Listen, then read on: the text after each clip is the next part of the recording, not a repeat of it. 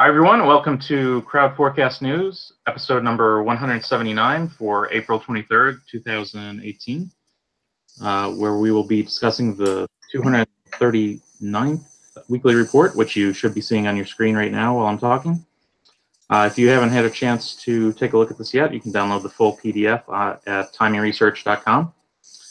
And my name is David Kosmeter. I'm the creator of TimingResearch.com. And I have Matt Buckley back to moderate today, so I'm going to go ahead and turn it over to him. All right, thanks, David. Welcome aboard, folks. We're going to get airborne here with our timing research. A lot going on this week. Last week we saw bank earnings, record earnings. I mean, who was it? JP Morgan has been around obviously longer than I've been around. Never seen earnings that good out of any of the banks, and the market went and that's not a good sign. So we have a lot of FANG earnings on deck that we're going to talk about this week, and we have an all-star lineup of traders, as David usually does. Jim Kenney from Option Professor, Neil Batho from Trader Review, Mike Pisani from Alpha Shark, and obviously me here from Top Gun Options. We have a big week here at TGO as well, so we're going to get moving. Jim, Neil, Mike, we'll keep it in that order. Why don't you guys brief everybody on your background, who you are, what you do, and where you got to where you are today. So go ahead there, Jim. Okay, I'm the content provider over at OptionProfessor.com. Basically, 7 option learning DVDs, taking you from soup to nuts, beginning, intermediate, and advanced strategies, and basically trying to help educate people on the uses and risks of all the different ways you can use those options. Awesome. Welcome aboard, man. Good to be working with you again. And Neil. Hey, thanks for having me on the show, David and Matthew. So I use point and figure charting in the Ichimoku cloud, which are some methodologies a lot of people don't use. And they're great at timing the overall market and the overall sectors. They sort of time the risk. Well, they do time the risk in the market, time the risk in the sectors.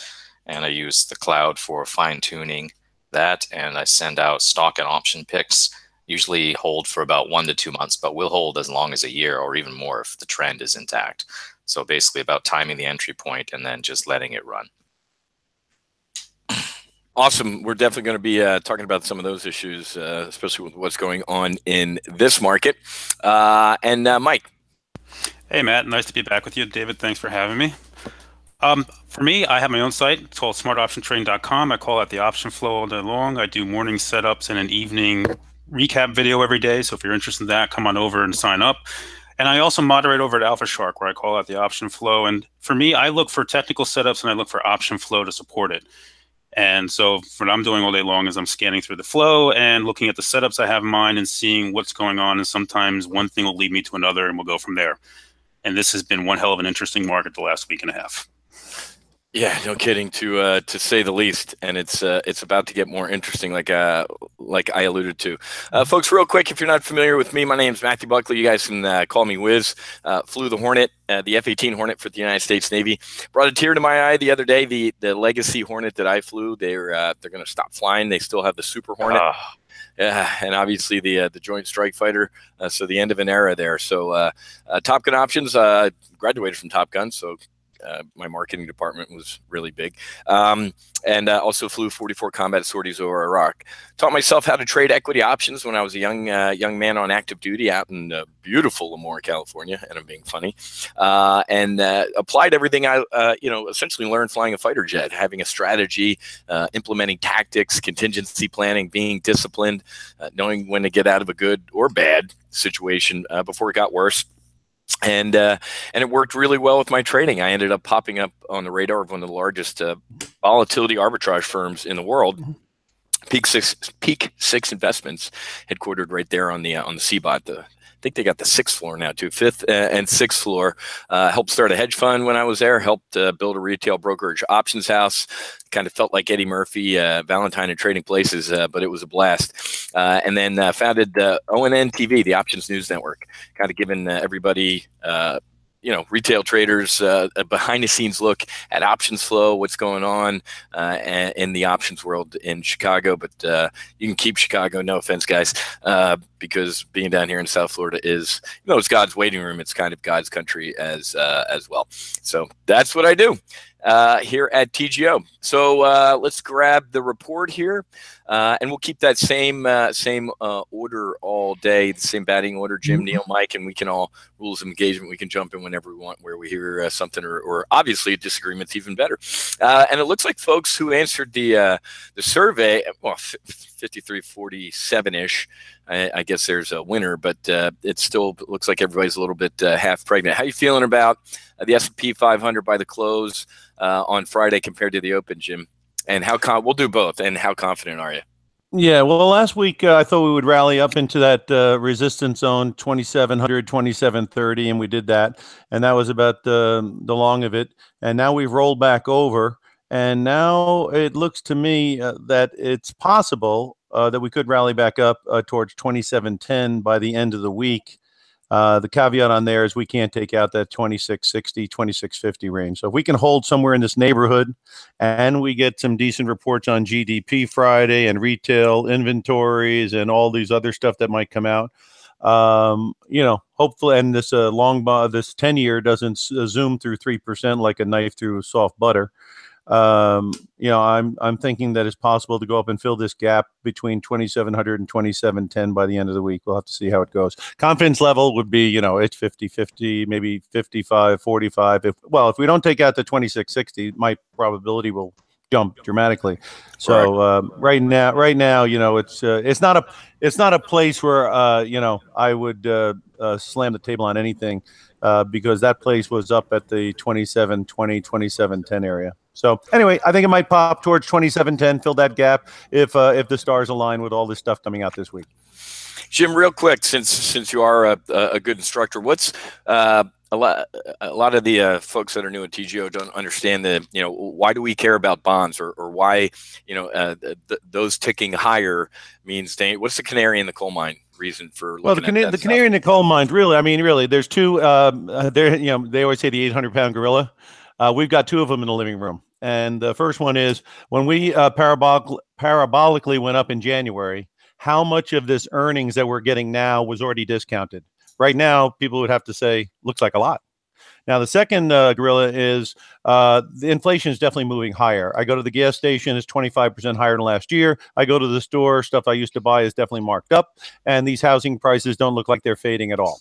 So is 2 and 3% interest make any sense if inflation starts going at any kind of a pace? And that's the thing I think that stocks are a little bit uncertain about is how do you price these stocks for a higher inflation environment and for a higher interest rate environment? Those are the two gorillas in the room. And right now, the gorilla, that 2,900 we saw in January, you can put a big circle around it for the time being. That's the gorilla that's dominating right now. And that's why we're in a trading range because, the 3% 10-year is taking money out of the stock market. People are not ashamed to sell a stock they made a ton of money on and get 3%. And you can get almost 2.5%. The auction tomorrow on the 2-year notes is supposed to yield 2.5%. Hey, 2.5% on a stock market that's not going up is starting to look pretty good, guaranteed to get your money back on the 2.5%. Correct. That's a nice return, especially if the market decides to implode. So, okay, good. Yep, appreciate the correlation there. Neil, how are you feeling about the S&P between today's open and Friday's close, and what's your delta? I think down, and I'm going to go with 80%. Wow. All right, lay it on. We'll get to some of the reasons here in a little bit. So that's a big one, man. It's one of my biggest. I figure, what the heck? 80 delta is pretty big. All right, Mike, where are you slamming here? I heard you in the pre-brief. What are you thinking? Man, this is the largest earnings week of the year, right? 4 of the 5 largest companies report this week. If they're good, I'm thinking up. I think we're in a trading range because we're just absorbing a massive move here. So I'm going to go with a 60% chance up. I think he's right. We said the 2,700 level, that 270 area has been the point of control. If we take that out with volume and hold it for a couple of sessions, look out. And it kind of looked like last week this market wanted to go, and then they just used every excuse to sell it down a bit. Mm-hmm. That's interesting. All right. And the cool part about me getting to go last is I can tell everybody they're wrong or they're right. So some of you are right and some of you are wrong. It is 90%. I have a 90 delta that this thing's down by the end of the week. And I'll give you my reasons here in a couple seconds. But let's do that right now. Jim, at the top of the batting order, what's on your radar for this week? I know you mentioned some of the things, but what tactically are you looking at for your call? Yeah, I mean, the trading ranges, are just getting tighter and tighter. We were 2,800 on the top, 2530 on the bottom. Now we've got about a 2530, 2550 on the top, maybe about 2580 on the bottom. And so, like I say, if you go to somebody in the middle of the road and say, "What do you want to do here?" Or if you, try to make a decision when it's not at the point where you'd really like to make a decision, you're flipping coins. And you're always flipping coins, but now you're flipping really stupid coins. So the point being is what's my feeling? And my feeling is if it got up to 2,700 or 2,750, I'd be interested in doing some stuff up there. And if we pressed it down towards 2,650, 2,600, I'd do something down there. This middle of the road stuff is a rough racket, and that's why it's kind of a dice roll at this particular point. You guys who think it's going to go down, certainly you've got the momentum on your side. So who's going to fight the tape? I mean, the thing's been losing altitude, and look at Amazon today. It's already going down on the day. So, obviously, when I say it might go up to 2710, make that might in small letters, huh? with the lowercase m. I'm buying everything you're selling, man. I do not disagree. So then let's hear from Neil. What's on your radar tactically for the week that's giving you your 80 delta lower? I don't think anyone's going to care about the earnings. I think they're only going to care about the earnings expectations. That's the only thing that ever runs the markets anyway. It's future expectations. So you can have a stock give its greatest earnings report it's ever had, and they say, we normally grow 20% a year. Next year, we're going to grow even more, 18%. Everyone says, that's it. We're out. We're gone. Stock's down 20%. Chaos ensues. And people sit, and then that's when you get emails from people that say the market's rigged, and you say, no, it's not rigged for the most part. But yeah, I don't think anyone's going to care. Yeah. So that's pretty much it. But there's some things that are going to go up, and I'm going to get to that later in the show. Great. Well, like I talked about last week with Goldman Sachs, literally JP Morgan, in the history was 100 and whatever year old company. In the history of that company, has never reported earnings that good. Morgan Stanley, same thing, and even the Death Star there, Goldman Sachs, knocked the cover off the ball. But of course, the CFO on the phone, you could see on the chart the moment that Goldman Sachs died during that call, when the CFO said, "Yeah, we're not going to be buying back any more of our shares." So the fact that the market shrugged at this is very, very telling. And I think you're right. I think the rallies really hit the wall. Mike, tell us where we're wrong here, my friend. So listen, I look at the charts, right? And you have a market that rallied back to the top of the Bollinger Band last week. We had good earnings by the banks, but like you said, forward guidance was blah, right? And this is the week it all kicks in, man. Google has been going sideways forever. It blows it out of the water tonight. Look out. Tech's going to rally. The Q's going to take off. Netflix already had a strong report. And then, of course, we have Facebook this week, which, the problem with Facebook is I'm really worried about guidance there. I got to tell you, that one scares the living hell out of me right now. I wouldn't be long that for anything. Well, we could do some puts on that, maybe. Yeah. When is the earnings report for Facebook? Thursday, I think. Do you know if it's in the morning or after? I can check later. It's the afternoon. They're at night. Twitter's in the morning on Wednesday. Oh. But, to your point, though, I mean, all these companies report. We have massive earnings this week. The market could go. I mean, everybody wants to sell this market here. We have no volume. We've had summer-like volume. Even today, you look at the volume on the SPY. We're at 23 million shares, almost 3 hours plus pre-market into this today. There's no selling pressure in this market. They're just waiting. And then you guys brought up bonds. Yep, I'm worried about bonds. I do think bonds are gonna dump. I have a chart we can go over on it. But TBT is reverting back here from 3% out of the Bollinger Bands and extended off the 8-day. I don't think you're going to see a massive move higher this week on bonds. I think it's coming, but I don't think it's this week. So that's why for this week, I'm kind of bullish on the market. Okay. Well, let me stumble through some things here. First of all, it's interesting because if this, here's the short volatility trade in January. Here's all the cool dudes at cocktail parties going, "Oh, I've been short vol all year. I've been crushing it." And my immediate response is, "Well, you're running around in front of a steamroller picking up dimes, with your cape and your short vol cape." So there's the wipeout right there. Where'd you come up with that one? I've seen I it. haven't heard that one. I know you got a lot of them. I haven't heard that one before. Oh, I got some good wizisms, man.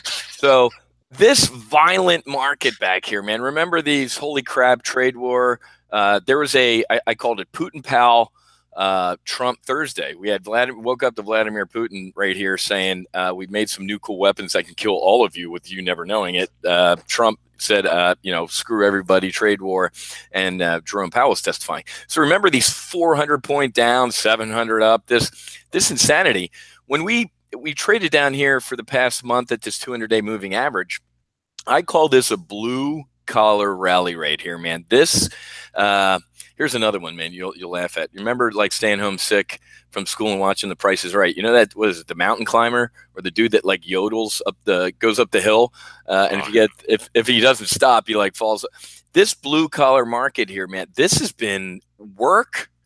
This stuff was just, stupidity and, the Facebook and trade war and stuff like that. But this was work to get back up to this 50, man. And as soon as we went through this last week, I said, we're done. We actually got long vol with some fixed calls, a bull put spread on VXX.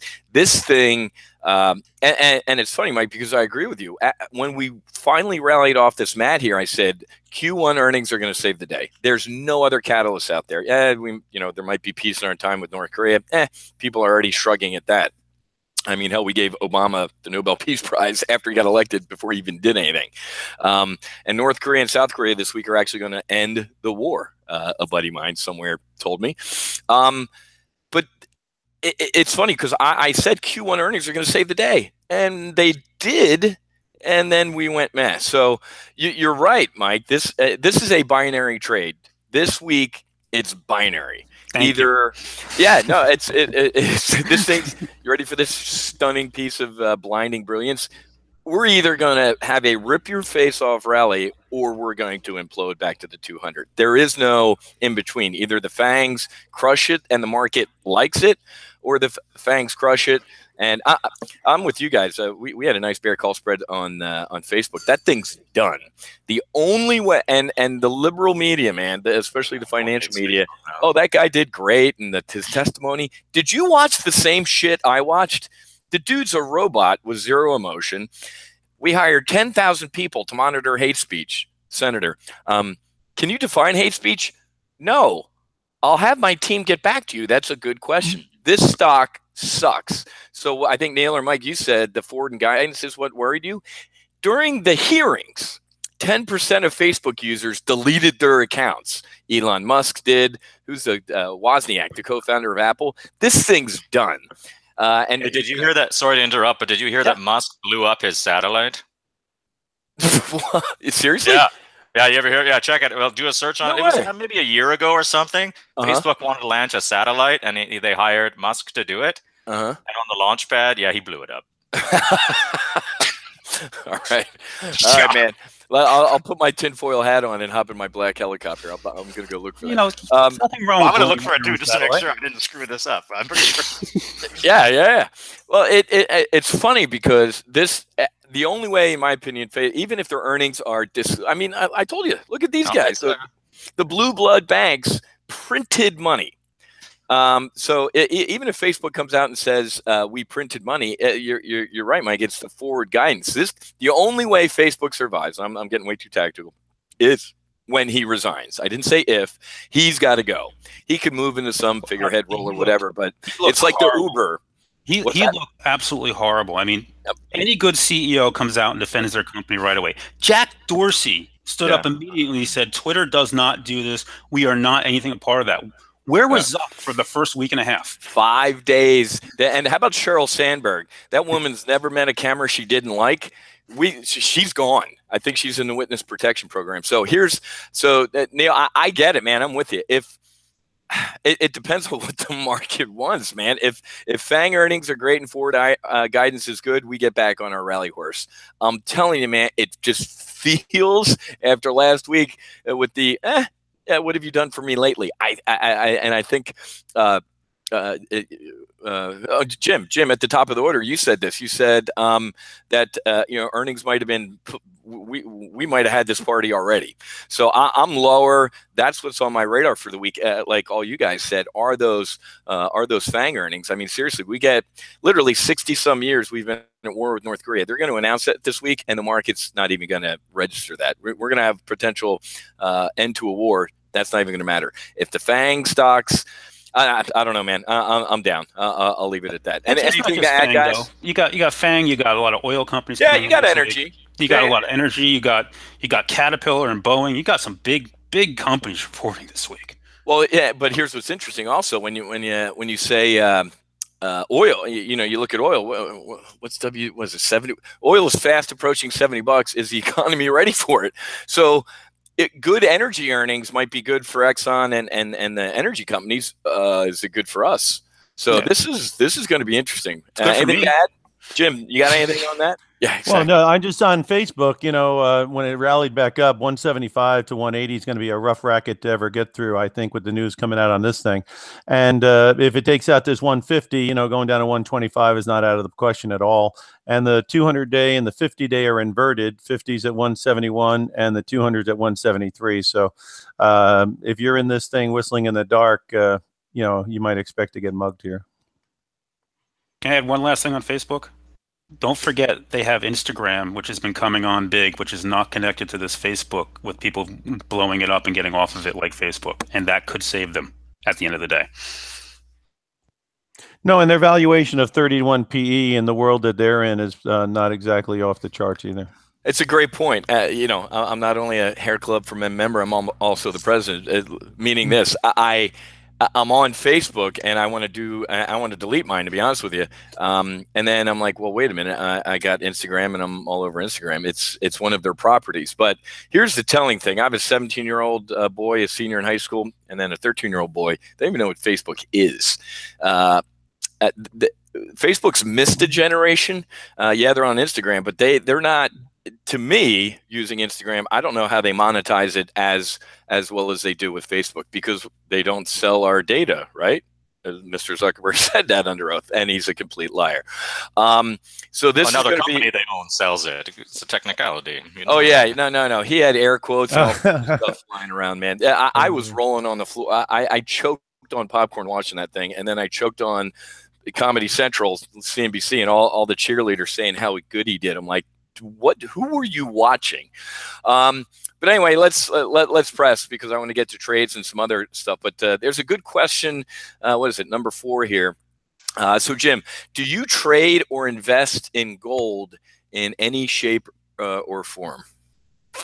Yeah, I mean, I always have gold stocks that I own, and I've owned them through all different types of environments. I thought that gold may have a future, but I tell you something I was going to bring up later, and that's the value of the dollar. I think somebody woke up and smelled the coffee, and they said, I can hold the euro, the yen, or the dollar, and they said the yen is being printed like the LA Times, and they buy their own securities and they buy their own stocks and bonds. And then Europe doesn't have much growth, and they're putting on a whole bunch of debt on a economy that I don't know if it can hold that kind. And both of these guys pay no yield. So I think somebody woke up and smelt the coffee here, and they may keep smelling it, in that you've got a high yielding currency, and it's depressed off of about 15% off the high. And if this dollar index starts going 91, 92, this gold, is going to have a rough racket, and that's why I think it's going in the fade mode with silver here today. That's interesting. So, Jim, when you talk about so talk to the common folk. So there's what? There's gold stocks. There's gold miners. There's you can go physical. Yeah, you can go physical gold. You can go with the coins and the bullion, and you go with the rare coins and do all that kind of stuff. And then you can go with mining shares on an individual basis, and you could go with mining shares in a collective fund. And so there's a lot of different ways to play it. None of them are going to work very well if we can't get above 1375, 1400. And they're going to probably work really stellar if we do get above those points, because if we do, when we go up to 1500 or 1800 or 1600, also silver is going to get on the bicycle too, because it's at about an 81-to-1 gold to silver ratio, which is a stretch. And obviously, so if you're a value player, $16 silver, if there's a bull market coming, might be a better bet than the gold at that level. Hey, both of them are losers if you can't get the thing above those resistance levels. And if this dollar's going to 95 index on the gold index, going up towards 95 where there's resistance, it could be a tough racket to get that thing going. So a little patience on the gold might not kill anybody. Well, it's interesting because here's just a 3-month chart of the SLV. It's dead money, and same thing with the GLD. I mean, that's wholly boring, Batman. Or it's consolidating, and there's going to be a very substantial move coming in the not too distant future when they figure out what the dollar's going to do. Exactly. That's a great point. What did I read over the weekend? Who was it? Iran, somewhere else, finally got out of pricing oil in $1 or something like that. Was it? I don't know. I'm confusing my stories, but the world don't like using the U.S. dollar as a lot of things, which could be interesting. Neil, how about you? You trade any gold stuff? We can hold gold for months, but basically we'll just trade it. So wait, got a weird echo. Is everything okay with the headset here? Yes. Okay. Yes. All right. Yeah, we're not trading it right now. Actually, we got out of Nugget this morning with a small profit. We were up maybe 6, 7, 8% over the last couple of days, but it's just a trade and we're out. But I just wanted to say to Jim, nice call on the dollar index, because I think that's going to be a nice move, and it's rallying really as we speak. The dollar index. Things that don't make sense don't last, and I don't think jumping into a currency like the yen or jumping into the euro thinking it's some kind of panacea of the currency markets doesn't make any sense. And like I say, things that don't make sense, they sometimes don't last.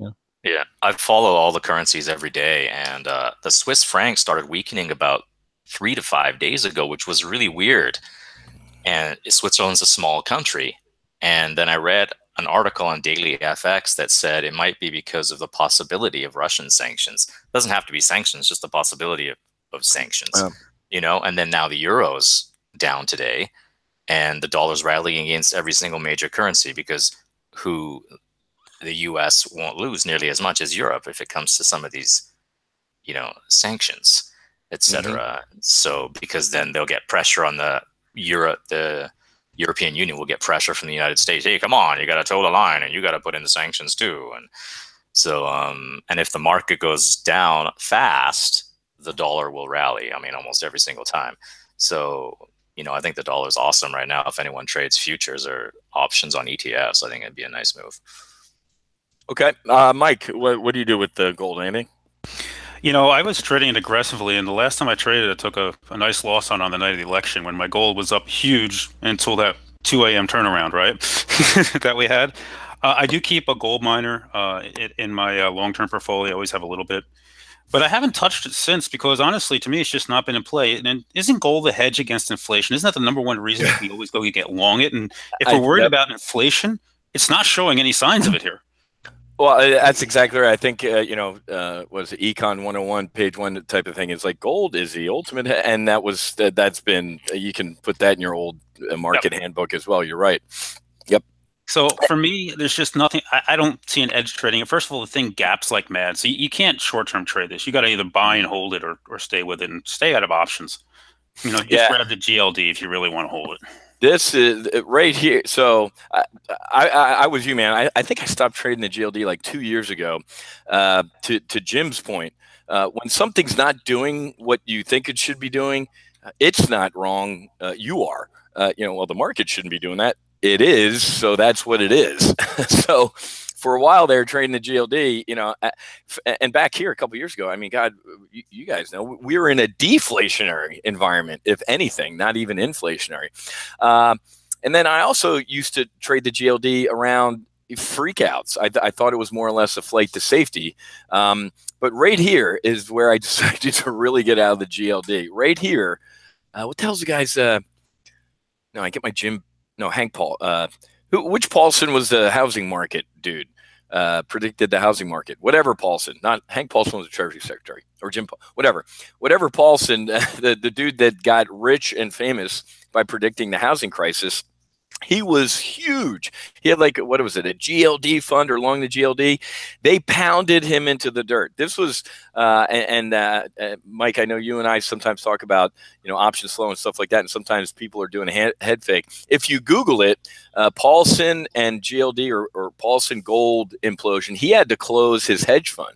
This was a takedown literally of whatever Paulson, his first name is. So look into that. So, gold, put it in your safe next to your AR-15 for the zombie apocalypse. It's the only thing that's going to have any value. But the GLD, folks, here's why another reason I don't trade this stuff anymore. Not the miners or the GDX or what the hell Newmont mine, whatever it is. I did some consulting with a firm here in Miami with mines in Chile and Peru and stuff like that. But here's the deal. That's different. That they have dudes and trucks and shafts and all sorts of cool stuff. The GLD doesn't have earnings. There's no CEO. You can't eat the GLD. You can't fly on it. You can't live in it.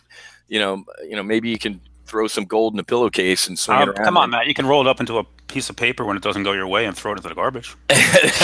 that's about all you can do is use it as a paperweight until, So my answer is no. I'm not a GLD guy anymore. And I know Jim said this might be a consolidation, but a guy like me tactically looking at this yawns and says, holy shit, in the past 3 months, instead of being in at the GLD, you could have been in something like an Amazon with a good flight schedule, or even, a Raytheon. Take a look at a Raytheon with a nice climb schedule. So I got out of GLD because it wasn't a good hedge against inflation. There was no inflation. It kind of stopped doing, being a flight to safety for stuff. And then Paulson got destroyed. His hedge fund got destroyed because a bunch of people ganged up on him. So I'm a pass. One last thing I just wanted to add. There are some pretty well-heeled people thinking that we're going to get a move towards 1,500 sometime later in the year.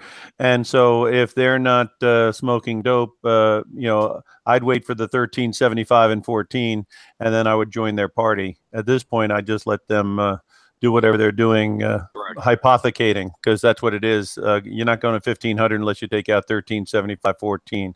And then if you do that with a cause, it might be a conga line to start jumping on. So wait for some confirmation of at least getting airborne before. Yeah. Okay, that makes sense. And you momentum guys know exactly what I'm talking about. You don't want to fight the tape, and so if 1375 and 1400 comes and you're bearish, you better get the band-aids out, I think. Great point. All right, fellas, this is I like to take longer time to do this because I love talking about some trades, what you're liking right now tactically, for a weekly trade, a front month trade, or hell, all the way out to January of 2020. Jim, what's on your radar that you like right now in this market? Interesting enough, I'd investigate some strangles here on the SPX, XPY, whatever, on the S&P, and here's why. There's a gap on the VIX up near 20, and then there is a gap underneath on the market as well. So there's a good possibility with the news coming out and that Treasury bond going pretty good and the dollar starting to make some kind of a move, that this 16 VIX may either go down towards 13 if we're going to rally, or it could, if we break under 2650 or even 60, which we're not that far from, you could accelerate to the downside and close that gap on the VIX at 20. So is it possible we could get some pretty good volatility between now and the next few weeks? I would say that that's not a terrible bet. And the option prices, if you price them out, if they don't look prohibitive, it might be something to look at, because right now we're at this level where there's a possibility of going up to fill that 2710 area on the S&P, and if we break under 2660 and that VIX wants to go back to 20, you could get some action on the downside. So a strangle, limited risk strangle, wouldn't be the worst thing to check out right now.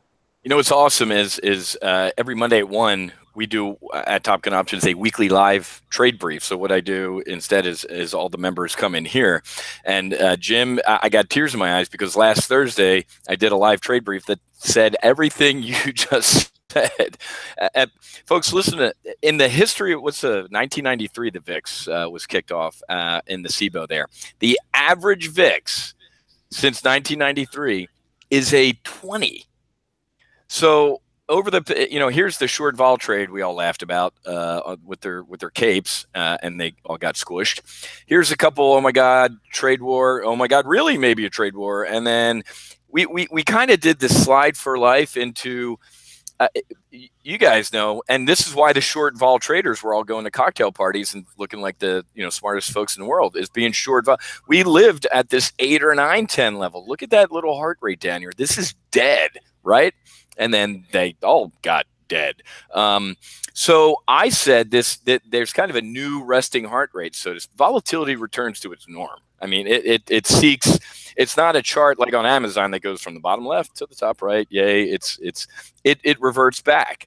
So Jim, you nailed it, man. Because last Thursday, just as we started to roll over in this market, I used those words you just used. I said something's going to happen in the next 2 weeks. So we went out to May 4th. We, buying some VIX, just some straight emergency calls, and also put a bull put spread on VXX because something, it just don't feel right.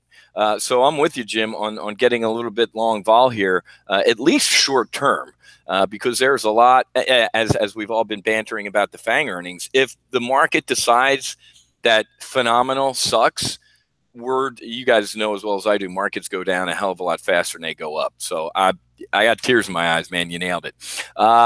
Neil, what trades are you looking at, my friend? Short term, long term, what's on your radar? Let's bring up the screen share here. Is this showing up here, the gasoline? Let me take a look. Yeah, I can see it. Okay, yeah, I actually just came up with this at the beginning of the show when I was looking around thinking about oil, and then gas prices are up. But we got out of oil today using UCO, the triple leverage ETF. And but I'm looking at gasoline. Gasoline is today at a multi-year high. Of course, it's not that in California.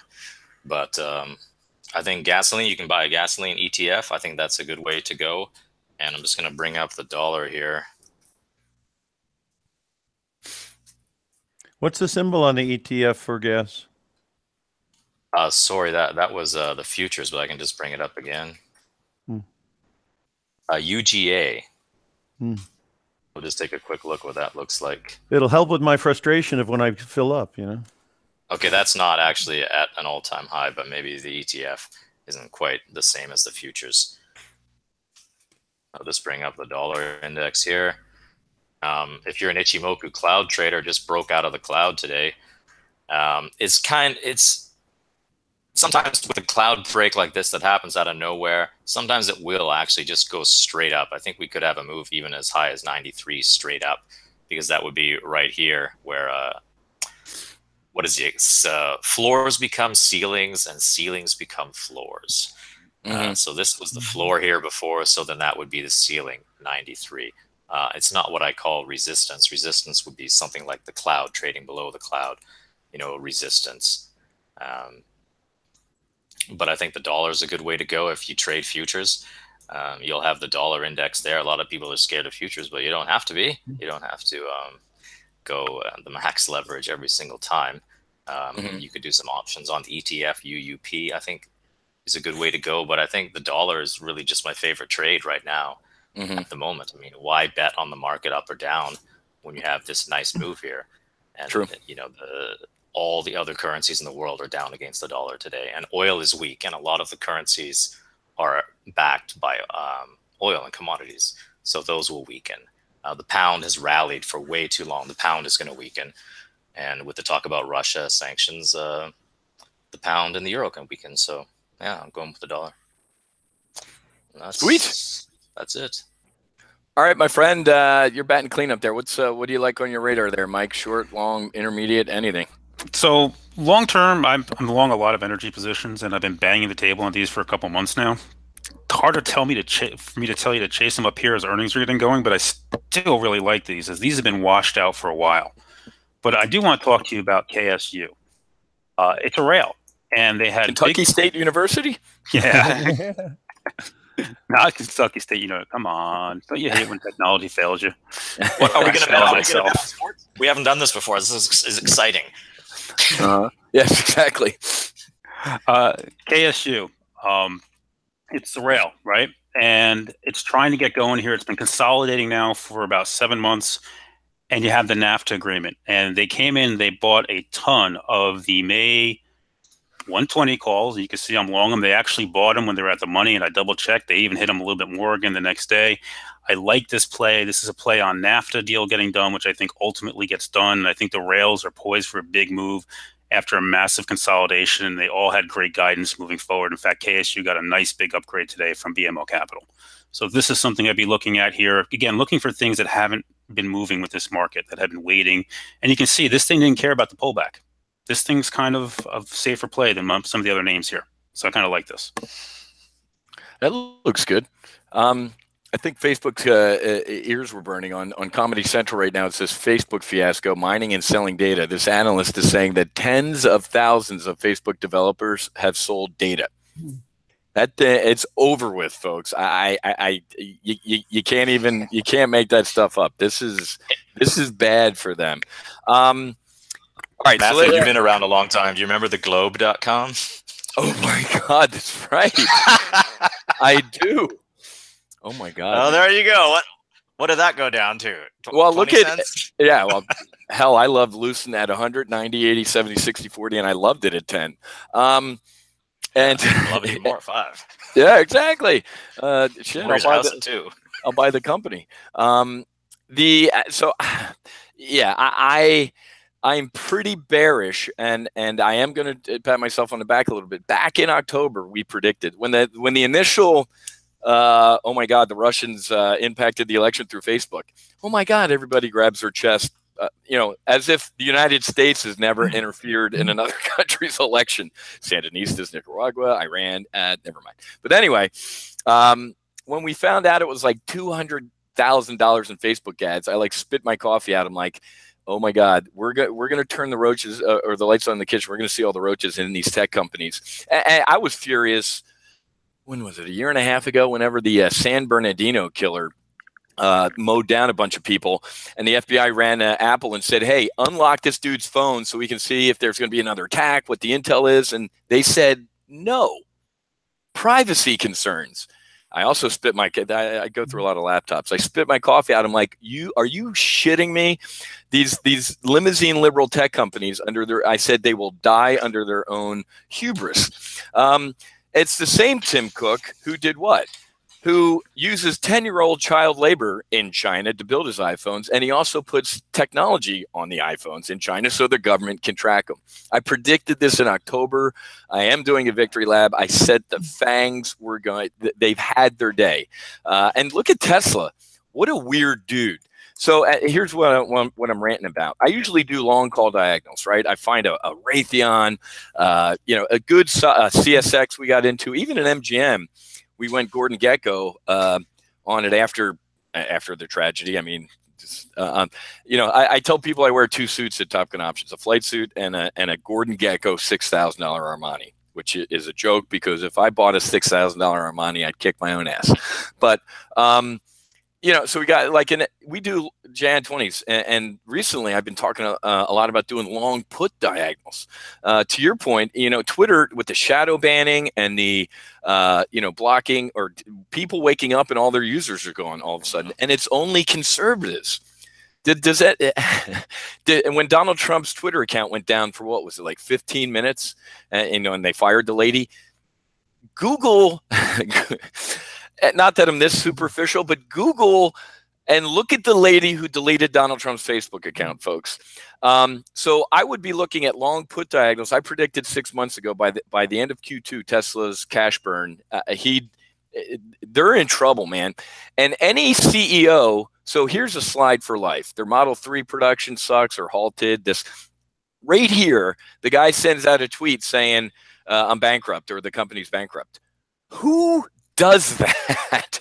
So this is a dead lion bounce. It was a little bit more than a dead cat bounce. If you're looking for some bearish meat, I would be looking in the fangs. The only one that I excluded from the fangs, because it isn't a fang. I mean, hell, what's Options House call it? It's a they call Amazon a service company. It ain't a tech company, man. It uses tech. No. I mean, shit, it's going to buy its own FedEx and UPS here soon, or make its own, or buy one of them. So the only safety, and it's funny because as Zuckerberg was getting fried and Twitter, and I told my users, I said, has anybody heard a peep out of Jeff Bezos?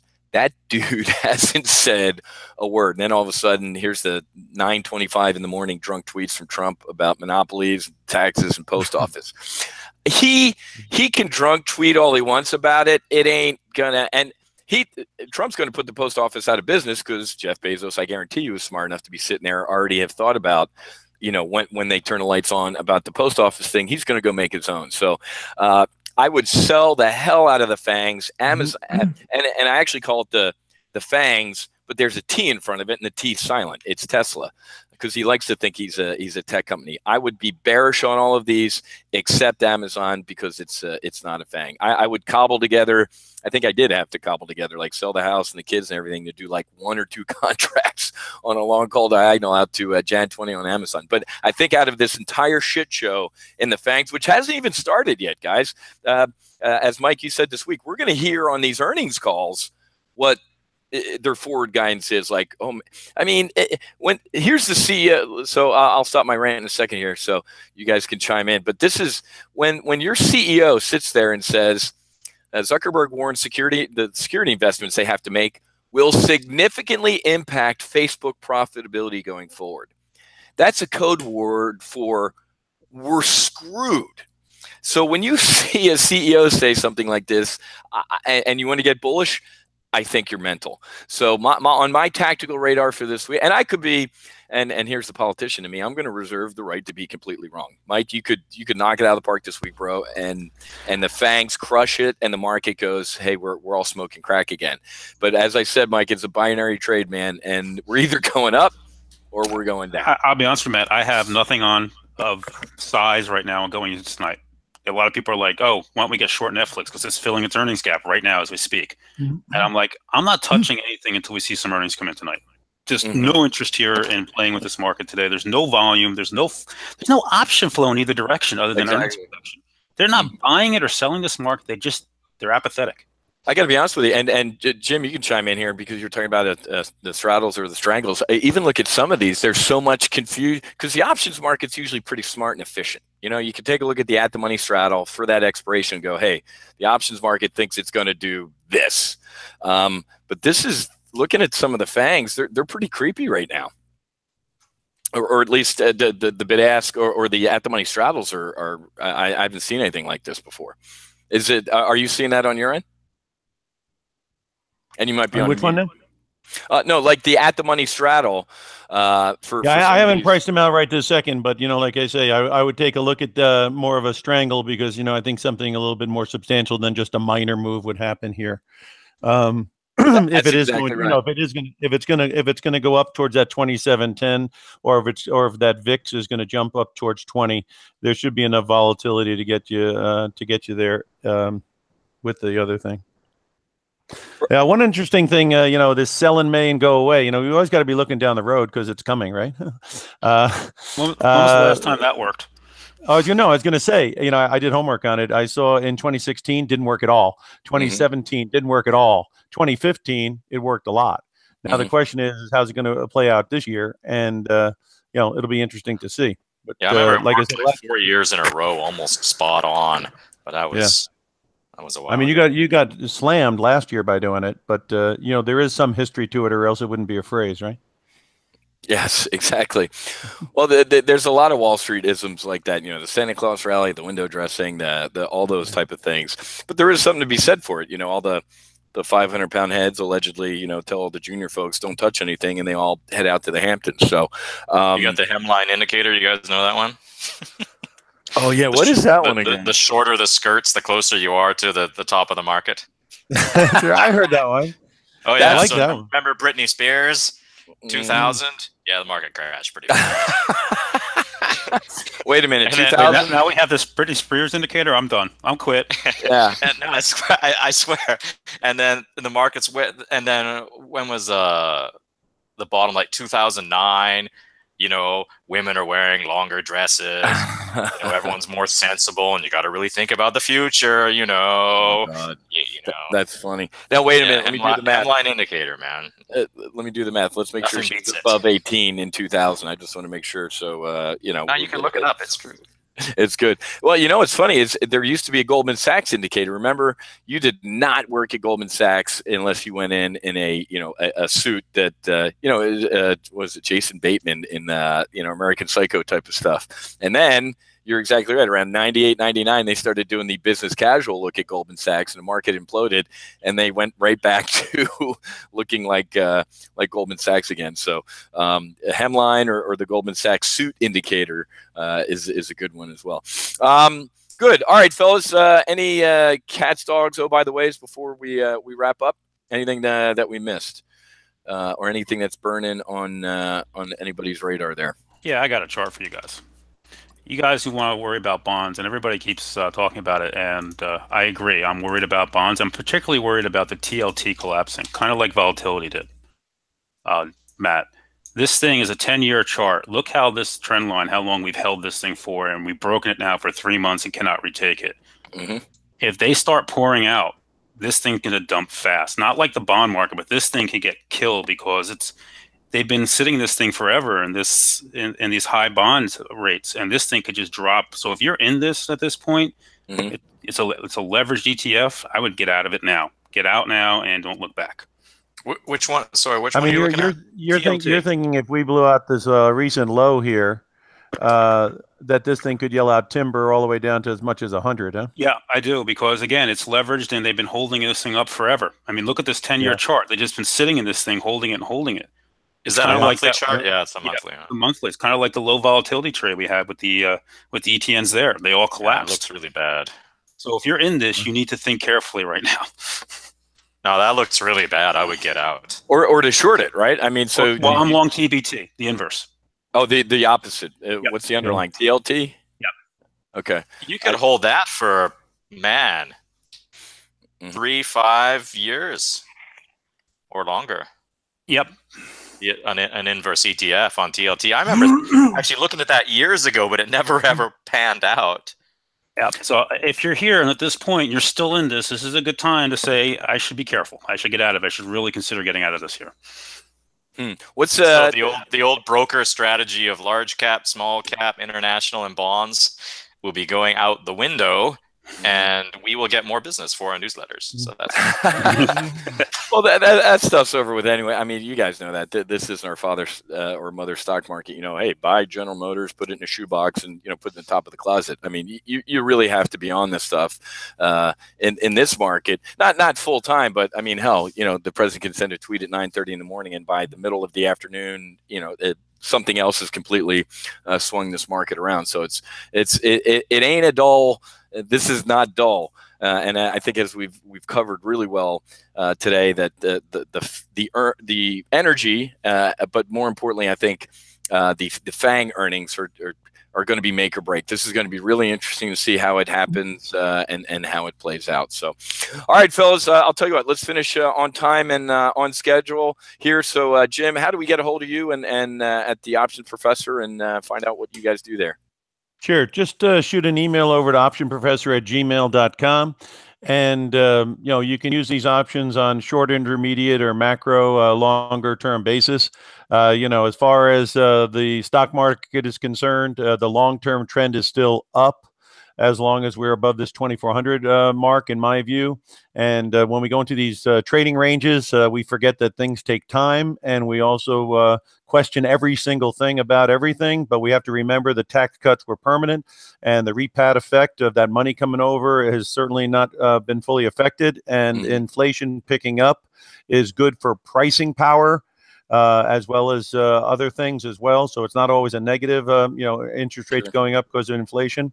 And this geopolitical thing, obviously, Whiz, I'm not in the same arena with you, but my view is if you're in North Korea and you're looking to China, you're looking to Japan, you're looking to Korea, these guys are making and have made tons and tons of money. And even an idiot knows that it's time to play ball.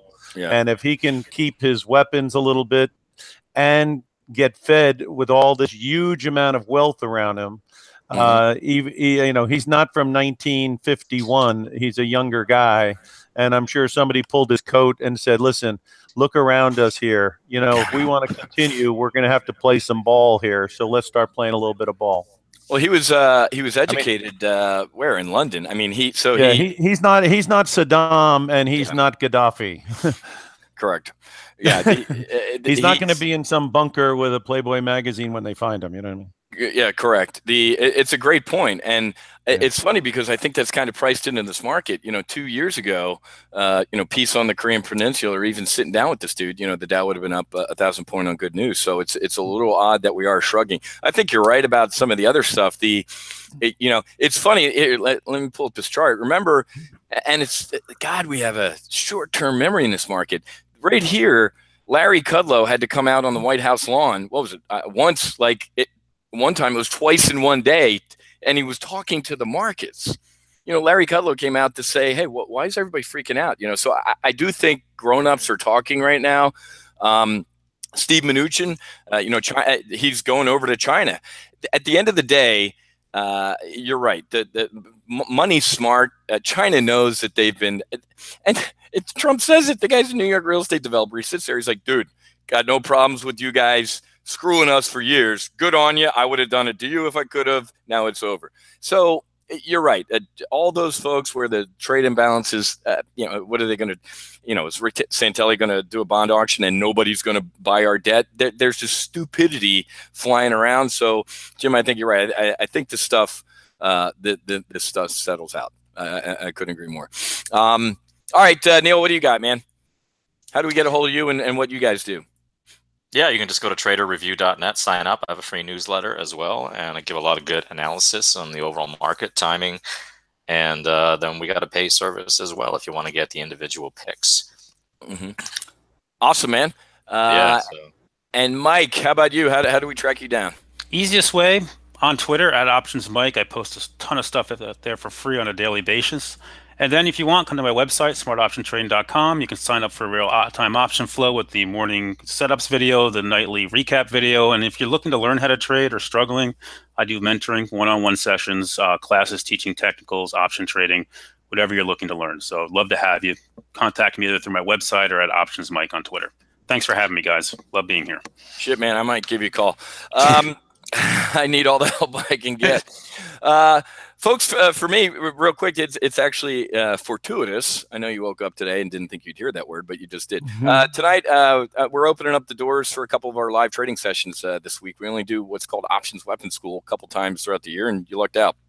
If you head to go.topgunoptions.com/join OWS, we'll let you in for free. We're going to kick off tonight at 7 with a welcome aboard brief. If you're like, hey, where are the trades or what the hell? Don't come because it's not one of those briefs. That's tomorrow afternoon at 1 o'clock when we're live in the market. Tonight, say, who am I? How did we get here? Who invented liquid soap and why? All those type of things. So head to go.topgunoptions.com/join OWS and you can find out what we do here at TGO. Real quick though, folks, I love doing this stuff and talking to these guys because they're smart dudes. But at the end of the day, this really is a binary trade this week. So if you're freaked out, don't do anything because I got a 90 delta, Mike's got an 8 in opposite directions, and I think we're relatively smart dudes. One of those things is going to happen. So if you're little old lady in tennis shoes or you're whatever, cash is the position, my friend. That's great. That's where I was trying to the exit I was trying to get off on, man. I appreciate that lifeline. He's right. Cash is a position, and that's a good one.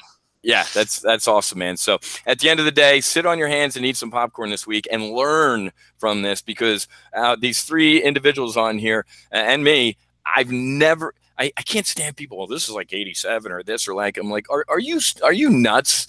This market is new. It's we literally are Star Trekking and boldly going where no one's gone before. So, I mean, from the short vol trade to trade wars to real wars to all sorts of stuff to bank earnings that have never been this good and the market going, eh. So just eat some popcorn this week and learn from it, because you don't want to. It'll leave a mark if you're wrong. So and even listen to Jim. You can throw on a trade that, hey, Whiz, I don't know which one it's going to do. I don't know if it's doing the Mike or the Whiz here. You can actually place a trade that says I don't know which direction it's going to go, but it's going to have some sort of violent move. So give one of us a call or shoot us an email, and we can help you learn those type of things, because that's what we're here to do is pay it forward a little bit. So David, man, 2 minutes over, my fault. I'll buy everybody a shot when I see you guys next time. How's that? Well, we started a couple of minutes late, so we're exactly on time as far as the trade. Then I get my money back. Nobody's drinking. Hey, what happened to the shot tank? Exactly. I went long shots, and then that market just collapsed. All right. Well, thanks, guys. Great show. Just want to remind everyone watching, be sure to hit the YouTube subscribe button if you haven't yet to get updates on future shows. You can also go to TimingResearch.com to get access to any of the reports or past show archives. Be sure to join us tomorrow, April 24th, 4:30 p.m. Eastern Time, for the 32nd episode of Analyze Your Trade. Let's see. Neil's going to be back for that one, as well as John Thomas and Dean Jenkins. And I just want to thank my guests again for today. Jim Kenney of OptionProfessor.com, Neil Batho of TraderReview.net, Mike Pisani of AlphaShark.com, and Matt Buckley of TopGunOptions.com. Thanks, everyone. We'll see you, fellas. Thanks.